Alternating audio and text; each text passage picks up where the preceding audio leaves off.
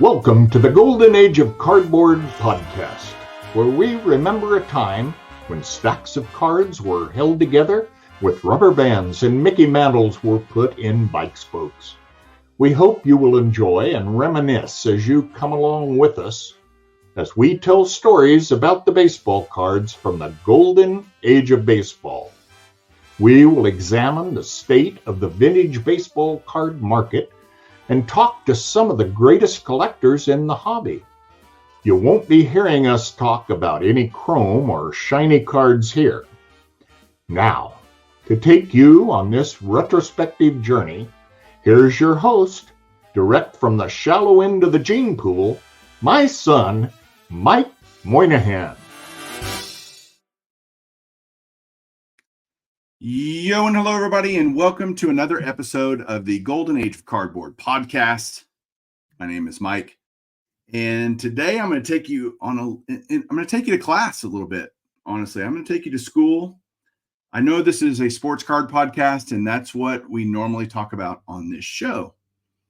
But I think a lot of you guys that listen and watch to this show have an affinity and love for the history of the game, just as I do. In fact, that's what connects us to cards, is that we want a picture or statistics or whatever of a guy that we've heard about, that there's legend about, that maybe even we watched play a long time ago. And so there's this connection between history, both personal and baseball history, and sports cards. So today I have a really special guest, and I'm going to give him a proper introduction, because I'm excited to have him on. And it's James Buckley Jr. He is an author, and he wrote a book called Baseball Hall of Fame, celebrating the game's greatest players. I'll show you guys the book real quick. We're going to talk about it a lot today, but there's the book. If you're watching, if you're listening, that's the name of it, the National Baseball Hall of Fame collection. And Jim has written more than 150 books on sports for readers young and old, including biographies of sports heroes Roberto Clemente, Lou Gehrig, Babe Ruth, Jesse Owens, and Muhammad Ali. He is the author of the previous National Baseball Hall of Fame collection in America's Classic Ballparks. I have that book too, actually. I don't think Jim knows that, but I have that book. Among others, his first visit to the Hall of Fame was in 1989 when he attended the induction ceremony of Carl Yastrzemski, his boyhood hero. So let me bring him on now. Jim, welcome to the show. How you doing? I'm doing great. Thanks for having me on today, Mike. You know, I'm excited. I don't get to interview a lot of authors and talk to them, but I think just regular people like you and me, Mike. So we put our baseball pants on one leg at a time. We do. I think it's going to be fun, because I think we're going to find a lot of common interest, a lot of common background, common things that we care about. Sure. Tell everybody a little bit. I'd love to hear your story about your childhood, falling in love with baseball whenever that happened, what that looked like, and then maybe how you transitioned that into becoming an author and writing books about the sport that you love.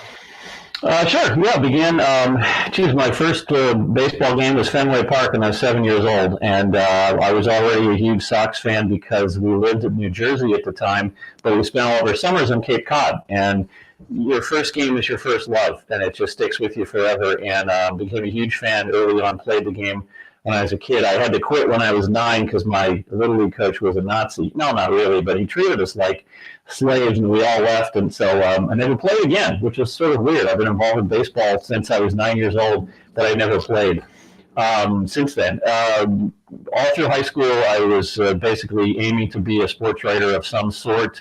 Liked writing, liked sports. Baseball was my first love. Moved to California, and the very first person I met when I was 13 years old is still my best friend today, and he was also a Red Sox fan. So we had a bond instantly, and I had a co-conspirator in keeping the Red Sox as my team, even though I lived 3,000 miles from Fenway Park. So all through college, wrote about sports for various college and school places. After college, moved to New York with one goal, which was to get a job at Sports Illustrated. And after freelancing for 2 or 3 years in the city, including getting to interview Willie Randolph sitting in the dugout at Yankee Stadium. So that was pretty cool. Hard for a Red Sox fan, great for a baseball fan. I did work at Sports Illustrated. I was there for 4.5 years and had a great time, learned a lot. Moved back to California and for life, because New York was tough back then. And so I then went to the dark side. I worked for the National Football League for 7 years. I know it's a different ball, but it's still sports, and we had a great time with it. And then in 2000, I started a company that produces books, and that's what we do. We produce books mostly for kids, but also for adults in all sorts of areas, but sports is very much the core of what we do. And so I've written, as you said, a lot of sports books for kids, biographies, histories. This is the 6th or 7th book I've done with the Hall of Fame. We do an annual book for kids called The Scholastic Year in Sports, which is if your readers, or excuse me, if your listeners have kids with a Scholastic book fair in their school, I'm in it every day, and I really appreciate their support paying the mortgage, so please keep it up. And so basically, because of that book, I get to follow all sports all the time and get paid for it, which is a nice change because I would do that anyway, so it's nice to have a chance to get paid for it. And as I said, baseball has remained the core of my favorite sports to watch and love. And since 1995, I have helped run a summer wood bat baseball league out here in Santa Barbara, where I live. And we're the Santa Barbara Foresters, and we've won 10 NBC World Series national championships since 2006. And 60 of our guys have gone on to play in the majors, which was so much fun for me as a grown-up to watch these guys I knew when they were 18, 19 years old see their dreams come true. The dream that obviously I never had come true, but having them, make it really means a lot to me and to everybody who works with the team. So that's great. So I get to write about baseball and get paid for it. So everything's going great. I think the green with envy would be description of a lot of our listeners and watchers who wouldn't want to love to be able to write about the sport that we love. And that's pretty awesome that you've turned that into a career and really been very successful with it. The book is really great. I'll give you a quick review of your own material from my perspective. As a fan, I'm not going to write it down. I'm just going to tell you to your face. And incredibly well done. I love how it's broken down by position. Actually, I think that's not unique, but it's definitely different than normal, right? It's not alphabetical. It's not something, but it's very logical for a baseball guy, right? By position. Right. I love how you have at least some profile on every player that's in the Hall of Fame, and then you do managers, you do executives. Well, most of them, right? Most of them, yeah. It's about 85%. It's pretty close. Yeah. And especially a lot of the Negro League guys that you profile. And those are stories that I think most casual baseball fans certainly don't know. And even some diehard baseball fans don't know. And they're worth reading, I kind of took it as I just did a position a night, and I kind of went through each position over the last few days, reading the different things. The pictures are amazing. All the photographs. I love the memorabilia inclusions and kind of interweaving within the stories. Right. I saw Lou Gehrig's my favorite guy of all time, and I saw the certificate he got when he made the 200 home run club. I thought that was a fascinating thing. So the best piece of Lou Gehrig memorabilia isn't in there. It's a contract. His actual baseball contract. In 2 editions ago of this book, we actually had a facsimile of his contract. And in the standard baseball contract of the 1920s, every player got 2 sets of uniforms, home and away. They had to put in a $100 deposit with the team and return the uniforms at the end of the season to get their deposit back. Wow. I mean, that's in the how things have changed department. Can you, today they get a brand new jersey 4 times a game if they want it. I just love that. That was so of its time when guys were working 2 jobs. Gehrig worked in the off season because he didn't make enough money full time as a baseball player. Well, all of them did.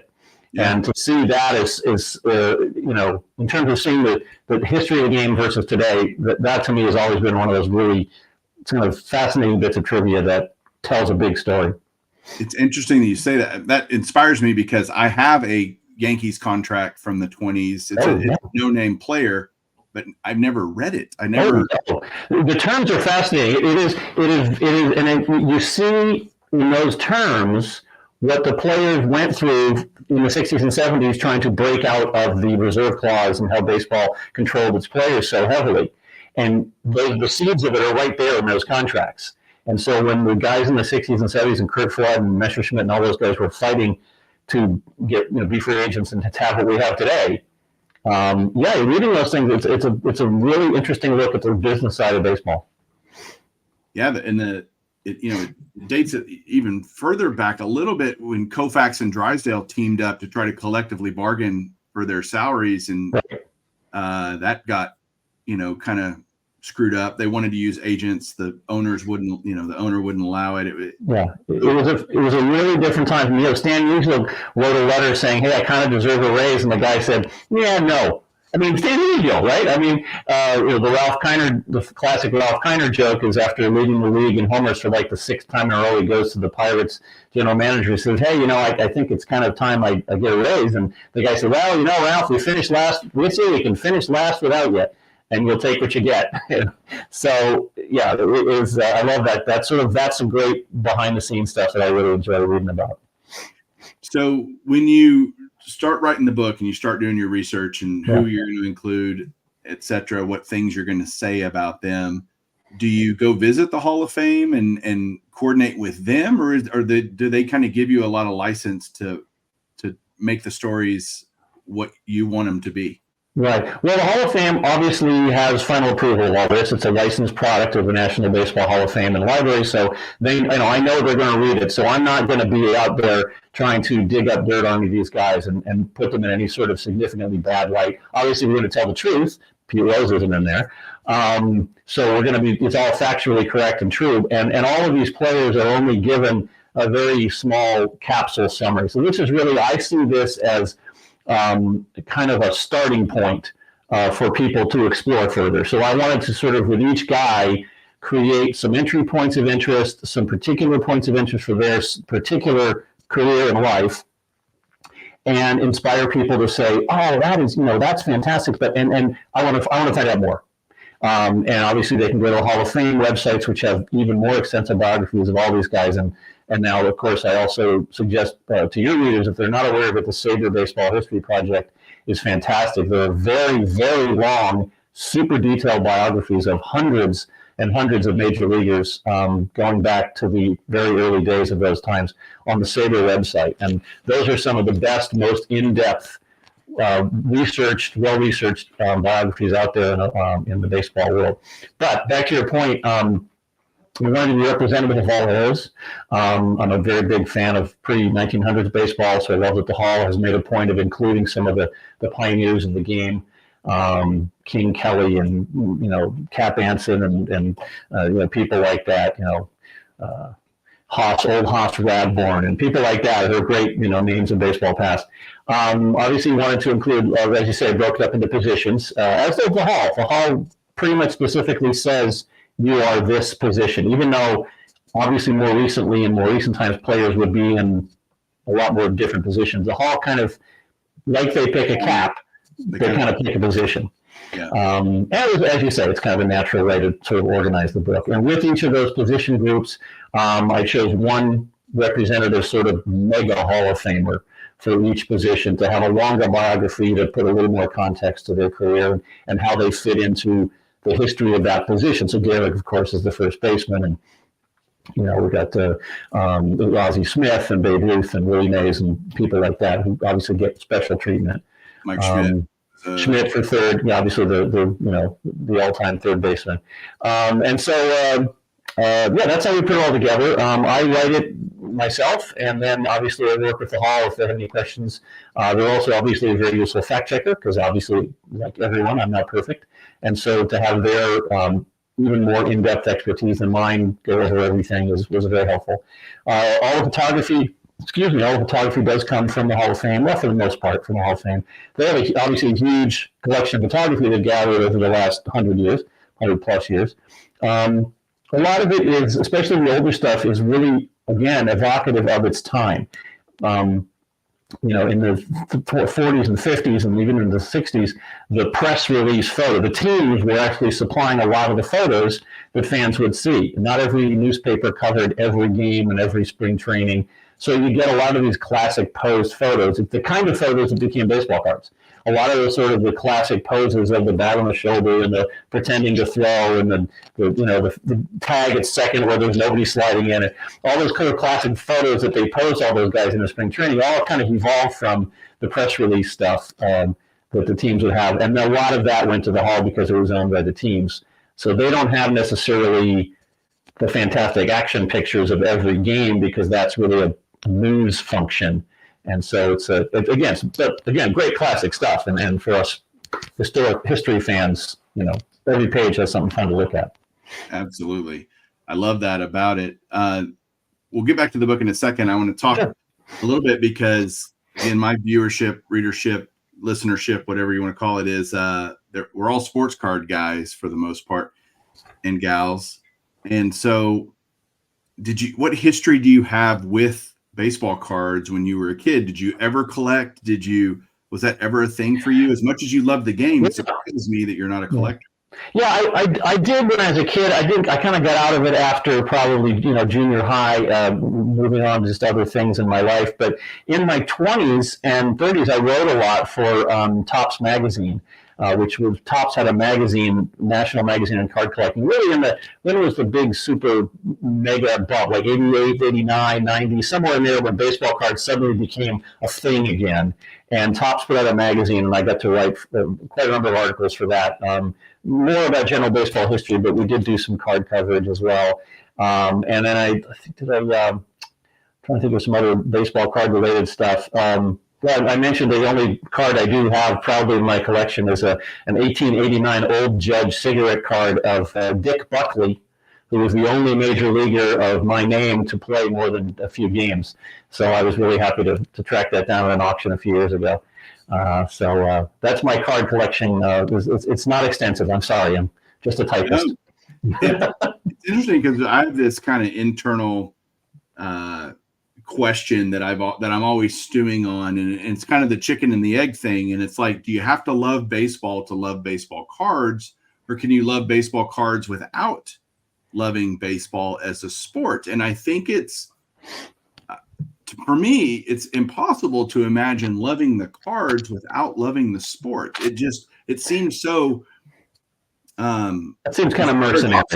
Yeah, it seems kind of mercenary to just care about the cards as objects without understanding their meaning. And I mean, you probably are not a huge, maybe you are, but maybe because you like all sports. But I'm guessing that the vast majority of people who are really great baseball card collectors don't spend a lot of time on hockey cards or, football cards. They might, but baseball is going to really be their first thing. So I think it's more of a sport. Yeah, I think the hobby is obviously incredibly diverse. There are guys that collect everything. Some guys only focus on a team, a player, an era. So it can range as much as people range, right? Everybody has their own thing. But by and large, baseball and especially my audience, the vintage era, I call it this is called Golden Age of Cardboard, the golden era of baseball in the 50s, 60s when New York teams dominated, but there were lots of great personalities and heroes that were created during that period. And I get a lot of people, it won't, in 20 years, nobody's going to know who Mickey Mantle was. And I just vehemently disagree with that. I think that we are entering an age where having a book on your, coffee table or in your library of resources is becoming more and more scarce, since everything can be found instantaneously if you want on the internet. And so it's a double-edged sword, right? It's awesome that information is readily available. It's also like, well, what happened to, I used to sit and just read the baseball encyclopedia, just for giggles. That was like a fun Saturday night for me, which sounds familiar. It's a miracle that I'm married, but the truth is that that's leaving, I think, a lot. It doesn't mean that these players won't be historically significant or relevant in the card industry. There's I think a misunderstanding of, as people age, they look backwards more And kids, you're looking forward, right? Because most of your life is in front of you. As you age, somewhere along the way, that pendulum swings and you start looking backwards beyond your own life. Typically, like you'll go, wow, Right. what happened before me? What happened in my parents' time, my grandparents? I love hearing about Ty Cobb just as much as I love hearing about, Ronald Acuna Jr. To me, both are great. And why Right. can't, so I want to learn about all of it, the whole spectrum, and your appetite for knowledge, I think, grows as you age as well. It's like you want to learn even more. Like, what else don't I know? Right. Well, And a lot of the work I've done over the last 20 years has been writing for young people, kids mostly. And I remember growing up, the way I learned about the game was to read about it from people who had been around, who were like me, old guys then. There were these great books by Xander Hollander in the 1960s and 70s, and you'd read stories of the 50s and 40s and 30s.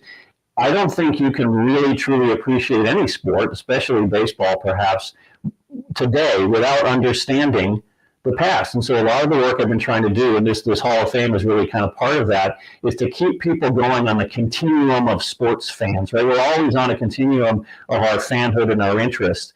And I want to make sure that the kids today jump on and stay on. And like I said, I don't think you can really appreciate how great Shohei. What's the one person they talk about with Shohei Ohtani? Babe Ruth, right? When they talk about Mike Trout, they're looking at, oh my God, who are the multi-talented? Mickey Mantle comes up with Mike Trout. When they see Verlander go have a long career with a lot of success, well, God, remember Seaver, and remember, Drysdale you mentioned.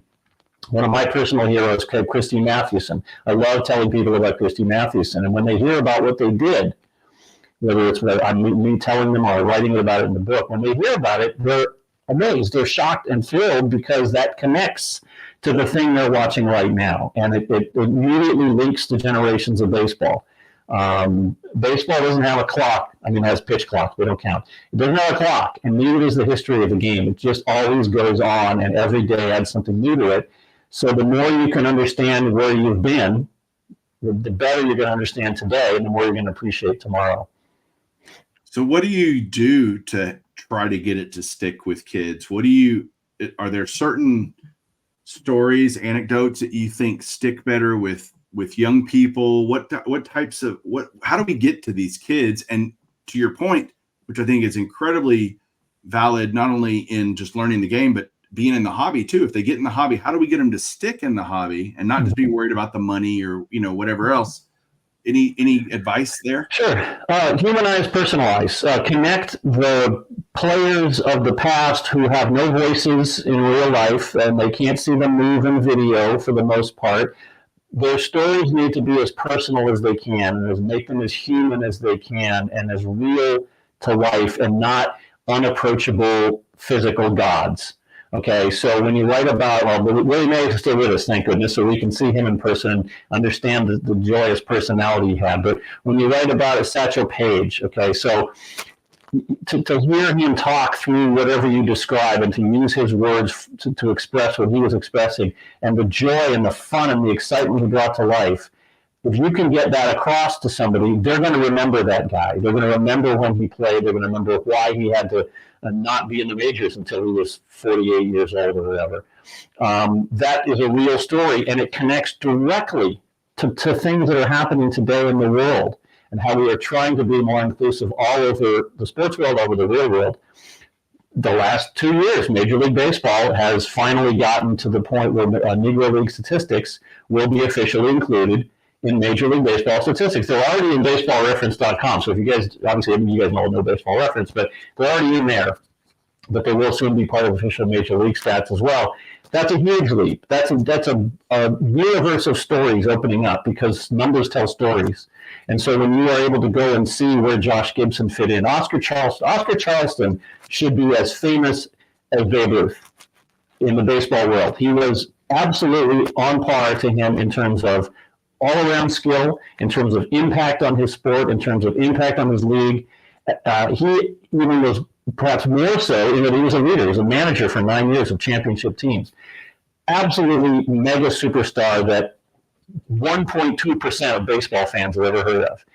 That's the kind of thing I'm trying to correct, is to get those stories out there and to make baseball fans understand that the continuum it breaks down if you don't have those stories as part of your love of the game. So for kids, the more you can talk about them as human beings, going through real life struggles, going through real life deals, talk about, did they have kids? What were they like when they were kids? What was baseball like for Mickey Mantle growing up, for Carl Yastrzemski growing up on a potato farm in Long Island? The things that the kids did back then, how Roberto Clemente was written about for kids, grew up in a way that he had to basically take socks and ball them up really tightly together and wrap them with string to have a baseball because his family was so poor and in Puerto Rico. They would, carve sticks for bats. Kids, they can imagine carving sticks, but if you tell them the story of it, they can, oh, wow, that's pretty intense. That makes them personalized. And so that's my answer is, and same with the card collecting. The piece of cardboard is the door, and you just got to open the door and go inside, and you'll find whole lives behind every card. Yeah, there's a treasure trove of information out there ready to be learned. Absolutely. We have to do our part to encourage that next generation to embrace it and to absorb it. Can you, Jim, in your book you do this, but I'd love to hear you talk about the history of the Hall of Fame itself and where, how did it evolve? How did it start? And maybe tell everybody some of that. Well, as we all know, because we're actually intelligent, smart, and well-researched baseball fans, the Hall of Fame started as a lie because it was founded in Cooperstown, New York in 1936, which, of course, the Mills Commission in 1903 foolishly and wrongly chose Abner Doubleday and the myth of him inventing the game in 1839 in Cooperstown, New York. So Cooperstown, as a town, ran with that massively, and it became a tourist destination. And the city fathers and the Clark family especially said, this is a great story. We can help our beloved town, and we can honor baseball, and let's build a Hall of Fame. And it began as essentially a collection of kind of displays in the town hall. And some people started asking old-time baseball players, can you contribute something to this library we're building of baseball memorabilia and history? And then a sports writer named Ford Frick, who later became the commissioner, said, well, let's make it more official. And a group came together in Cooperstown to create the first Hall of Fame class, which was elected by the baseball writers in 1936. Had 5 members in it. And so 2 more classes were voted in 37 and 38. As the town of Cooperstown basically put together a building to house what would become the Hall of Fame. And in 1939, the hall was officially opened with its 4th class, but most of the living members of the 4 classes together came together. And there's a famous picture, which is in the book of 10. Oh, there it is. Oh, okay. There you go. I couldn't see it. Yeah, right. It's hanging up in my room in here. Yeah. And so that's 1939, and then every year since the hall has welcomed the baseball world to the village. It's expanded dramatically. If you haven't been to the Hall of Fame, you gotta go. It's just a once in a lifetime pilgrimage. Well, hopefully more than once in a lifetime pilgrimage. I think I've been 3 times, and there's something new to see every time. They have rotating displays. There's new things on display as well as some of the stuff that's been there on a regular basis. I just saw a really cool piece in the Hall. And the Hall of Fame has some great media, so if you can sign up for their newsletters, they send out stuff almost every day with great stuff about baseball history and on this day and stories of new members. And I just saw this great piece where Ichiro Suzuki has been to the Hall 7 times to go into the archives and hold all the stuff. Like everything, when he broke Sisler's record, he went to the Hall to hold George Sisler's bat. When he, hit 3,000, he went and talked. That's so cool. Of course, what I love, the tidbit I love was even when he was picking up, he donated the entire outfit when he broke, I forget which particular record, but at one of the records he broke, he just said everything. Socks, shoes, hat, the whole thing. But when he goes back and wants to see it again, he has to wear white gloves to hold his own stuff, which just shows the depth of care that the hall has. So So that's the Hall. The Hall is started because of the Doubleday myth, and that's why it's in Cooperstown. At this point, the Hall shrugs its shoulders and says, "We get it. We know that, but we're here, and this is where we are, and we want you to come and share this with us." Yeah, they embrace that now, and Yeah. really nobody really cares, honestly, at this point. Yeah. I've been one time. It was one of the coolest experiences of my life. My wife and I went. We drove there through upstate New York in this beautiful town, this village that you drive into, and it's picturesque and it's just unbelievable. I loved it because I had a membership. I could go in and out whenever I wanted to. I didn't have to have a ticket, so to speak. And what it allowed me to do is I'd go. This was in the late summer. This was 2 weeks after the induction, 3 weeks after the induction. So all the hubbub had died down. Right. Get there it opens in the summer, like at 7 a.m. Wow, that's awesome. Closes at 9 o'clock at night. Like it's open a long time. And so I would go 8 a.m, whatever time it opened, and I would stay till about 10 or 11. Then all the crazy, it got crazy in the middle of the day. But in the evening, there was this fascinating mass exodus. And I was in the, Hall of Plaques, literally by myself. That's fantastic. That's fantastic. Basically having the run of the place. And it was and during the middle time, I'd go to all the different shops during the day and go buy cards. And sure, yeah, the whole of Main Street was lined with card memorabilia shops. Exactly. So it was a wonder. I spent 4 days there, and all my friends were like, "Are you going to spend 4 days looking through a museum?" I didn't see anywhere close to everything. Oh yeah, and I was there 4 days. Yeah, it was, and my wife, she came a few times. She's certainly she was more interested in sitting on the porch and enjoying and it's a nice thing to do there too. So you got to go in both ways. For sure. We went to a winery and went to, all kinds of cool stuff. It's a great place to go visit with your family. And obviously it's desperately where I want to go back. And if you ask my wife, of all the places we've been that I've dragged her to from a baseball lover standpoint, all the ballparks and all the things we've done, where would you go back to first? She would say Cooperstown, and absolutely not even close to second. I do want to mention is that if any of you or your viewers are in the Midwest, if you ever have a chance, which I have not yet, and it's very much on my bucket list, is to go to the Negro Leagues Museum in Kansas City, which is spectacular. I've seen many photos. I've loved documentaries and videos, so I want to see it in person someday. But especially given the new inclusion of the stats, it's gotten an even bigger rebirth and is a super popular attraction. So if you're in Kansas City, add that to your baseball bucket list. So, but Cooperstown's, you don't have to go for the induction. That is kind of a mob scene, and obviously, huge crowds depending on who gets in. Obviously, it depends on the size of the crowd. I was there when my hero got inducted, Carly Yastrzemski, back in '89, and along with Johnny Bench. So it's not like I saw a couple of, it wasn't a couple of average major leaguers, Hall of Famers. These were like the peak of the peak guys. Wasn't Cepeda in that class too? Sorry? Was Cepeda in that class too? I think it was a year later. I think it was just Yaz and Bench that year, but my memory is fogged by Red Soxness, so I couldn't be overstating the case.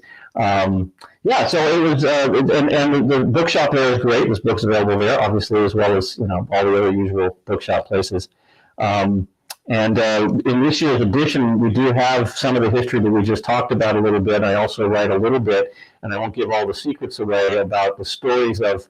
There's a hotel right on the lake, a beautiful old wooden inn, and it's reserved for the Hall of Fame induction weekend for Hall of Famers and their families. So basically, if you go to the bar there, in every direction are Hall of Famers telling stories. And we tell some of those stories in the book about what they did there. I think it made it through the edits, but they used to make the incoming rookie Hall of Famers sing a song for the old guys. So, rookie waving, even at the Hall of Fame level, sometimes occurred. There's also a golf tournament that weekend because baseball players love golf. So there's a golf tournament for the players, and lots of stuff for fans to do. There's a parade down Main Street of all the members, some exhibition baseball. It's a great weekend. Another similarity that we share is we grew up team fans. Like you were a Red Sox fan, I was a Rangers fan. For me, it got bigger than that. It got bigger than one team, and I can't really put my finger on when that evolution happened, or that epiphany probably is a better word for it.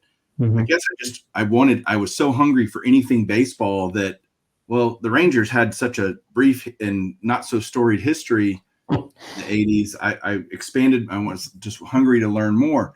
How did your singular team focus of being a Red Sox fan blossom into loving all of baseball and loving all the stories?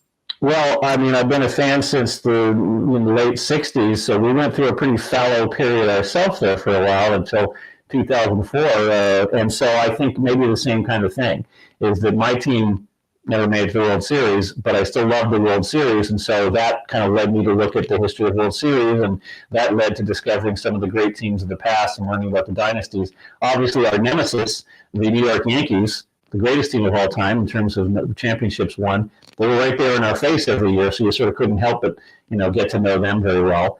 And then, fortunately, professionally, a lot of the work I did at SI was historical. We were in a department that did history sections and look-back sections, and I got to write about Bob Gibson and Lou Burdett in 57 and Bob Gibson in 68, and I got to write about Christy Mathewson for one article I did in SI. And so that obviously spurred an even greater knowledge. And I began reading more baseball history, and again, I developed an interest in the very early part of the game. About 20 years ago, I got to be kind of pen pals, email friends with John Thorne, who's the official historian of Major League Baseball.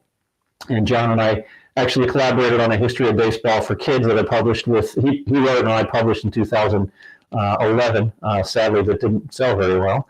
But that was a great experience to be essentially the feet of a master, to hear the stories of pre-Major League Baseball and before it became, as it grew into a national sport.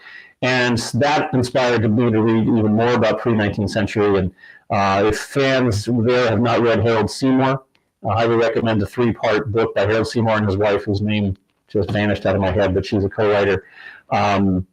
Terrific old-time history. There's David Block tells some great stories about baseball before there was even professional baseball in the 1830s, 40s, and 50s. So it's kind of a ripples in a pond. Starts with the Sox that just rippled out, and there's almost no aspect of baseball that I couldn't sit here and talk about for the rest of the day. Is there a particular story, as you did your research, particularly maybe for this book, because you've done so much history, are you always kind of like discovering, whoa, I never knew that before? Yeah. You can't help it. I mean, there's no possible way. Even John Thorne has not heard every baseball story that's ever been told, and there's a constant sense of discovery. As I said, these are very short, compact biographies, but to get to the nuggets, you've got to read, you've got to eat the whole bowl, right? And so I would read multiple long-form and in-depth biographies, especially the guys I didn't know a lot about. So writing about Yaz, I got that done quick. People like Ted Williams and Babe Ruth, people like that. I wrote a biography of Babe Ruth for kids, graphic nonfiction, a comic book, all about Babe Ruth. Show Me History, Babe Ruth. Look for it. Great book. And those were easier, but it's the guys you didn't know so much about that maybe you had to dig a little farther. Okay, what was the nugget for you? What was Ron Santa? Why was Ron? And I, knew of him certainly, but to read more about what he did and what he meant to the Cubs as a person, as a player. He was more than just third baseman. He was a real spirit of the team when the team needed a spirit. That's an example. As great as Sandy Koufax was, to read more about him just expanded greatness, if that's possible. Jane Levy's biography of him is the best baseball book I've ever read, still. I wrote a book about the history of baseball's perfect games. I think we did enough editions to get through about 20 of them. And then her book on Sandy Koufax came out just about the same time mine did. And I might not as well have even written my book. That was it. I was so beaten. It was like Pedro Martinez versus a minor little leaguer. It was over. But I highly recommend her book on Sandy Koufax. So that's really it. I can always look for something. You mentioned the Negro League players. Their histories are just still waiting to be told. I read a great book on Josh Gibson because I was starting to write about him. I read a huge, long book about Oscar Charleston and his entire career in life that came out 3 or 4 years ago that just expanded. And because once you get into those stories, they're all become connected. So when you read about Charleston, you read about the history of the Negro Leagues. You learn about Rube Foster. You learn about Satchel Paige. You learn about the Negro League the All-Star game. For the 1933 All-Star game for the major leagues was copying the Negro Leagues. They'd already done one, right? So there were things like that just really, in Chicago in 1933. So that sort of stuff just continues to always come up. You almost can't open a great book of baseball history and not find new nuggets. Yeah. Well, I want to close real quick with just telling you thank you for your hard work on this and of course, happy being willing to come on the show. I want to share real quick with everybody. I'm going to share. I have the book pulled up here on the Hall of Fame Baseball Shop. If you're watching on YouTube, I will put a link down below. If you're just listening to the podcast, you can go to the Hall of Fame, baseballhall.org and go to shop and look at books, and you're going to see this book by James Buckley Jr. Talking about celebrating the game's greatest players. And so if you're out there and you're interested, go check it out. If you want to learn more, it's really well done. It's actually, I was surprised at the cost. It's reasonably cost for what it is, honestly. I thought that was very cool. So not my department, but I'm glad to hear it. Yeah,